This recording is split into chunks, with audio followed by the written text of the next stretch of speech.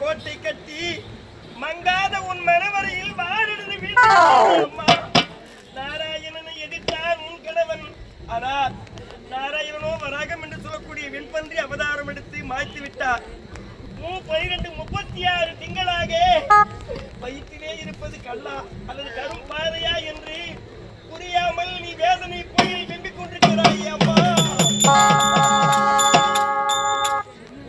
எத்தனை நாளைக்கு தான் நான் சுமந்து கொண்டிருப்பது? என்னால் வழி தாங்க முடியவில்லையே அப்பா. எந்த கதை இதுதான்?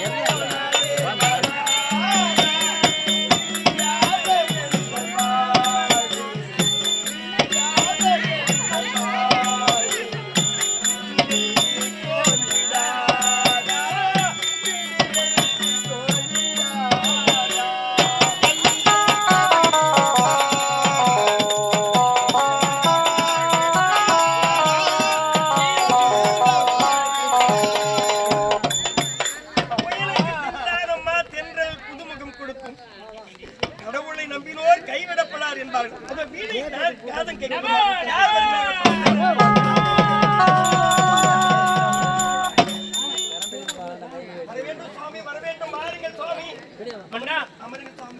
என்ன இது செந்தமிழ் மலர் போல மலர்ந்திருக்கும் உங்களுடைய முகமானது இப்படி வாடி வதங்கி இருக்கின்றது? என்னையா காரணம்?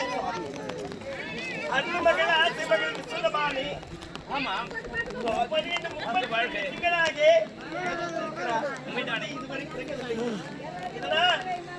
மன்னாதி மன்னராக இருந்தாலும் நான் சோதனையை உண்மைதான் ஐப்பா, நீ சொல்வது முழுதிலும் உண்மை. பெற்ற மகளை திருமணம் செய்து கொடுத்து பிள்ளைகளை காண்பது எல்லோருடைய வழக்கமாகும். ஆனால் உண்மகளோ 36 திங்களாக இப்படி கருவுற்று கருவிருப்பது கல்லா கரும் பாறையா அப்படி என்று தெரியாமல் தவித்துக் கொண்டிருக்கின்றால் சோதபானு. நீங்கள் தான் நல்வழி சொல்ல வேண்டும். கட்டும் இப்பொழுதே ஆண்டவனை பிரார்த்தனை செய்து ஞானத்தால் அறிந்து பார்க்கின்றேன். நமோ நாராயண.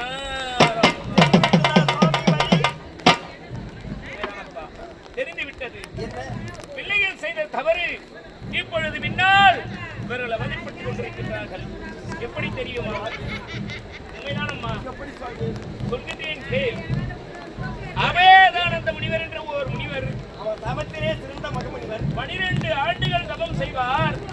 கண்விழித்து பார்க்கும் நேரத்திலே யாரது இல்லம் தெரிகின்றதோ அந்த இல்லத்திற்கு சென்று போஜனம் வருந்துவார். ஒரே முறை அம்மா பிச்சாதேகி என்று போதனம் வருந்துவது வழக்கம். அந்த நேரத்திலே 12 ஆண்டுகள் முடிந்து கண்விழித்து பார்க்கும் நேரத்திலே சோனிகாவரி வட்டணம் ஆமா, உங்களுடைய மகளுடைய இல்லமானது அறிந்தது. அந்த தெரிந்த இல்லத்திற்கு சென்று கதவை தாளடித்திருந்தது.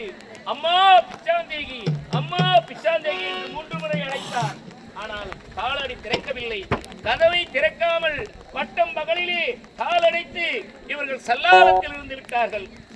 என்ன செய்வதிலே அவள் இருப்பது அந்த முனிவருக்கு தெரியாதா? தெரியாது. அதற்காக ஞானத்தால் அறிந்து பார்த்தார். அட பாவிகளா, 12க்கு ஒரு நாள் நான் 12 வருடம் கழித்து ஒரே ஒரு முறை தானம் அன்னதானம் என்பது வழக்கம்.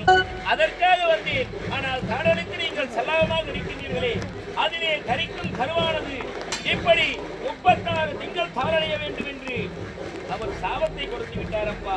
என்ன செய்வது? இருந்தாலும் அதனால்தான் இப்பொழுது விசுவமான தவியோ தவித்துக் கொண்டிருக்கிறார்.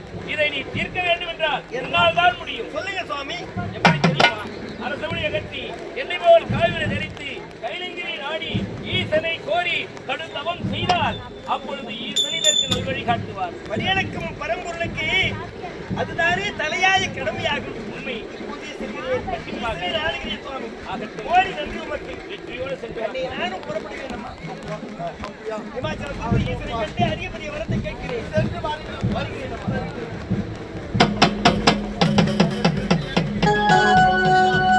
36 திங்களாக சுமந்து கொண்டிருக்கின்றேனே, இதற்கு வழி யாரும் என்று கேட்டால் என் தம்பியானவர் ஈசனை குறித்து தவம் புரிய வேண்டுமா? வேணம்மா, நல்வழி கிடைத்து விட்டது.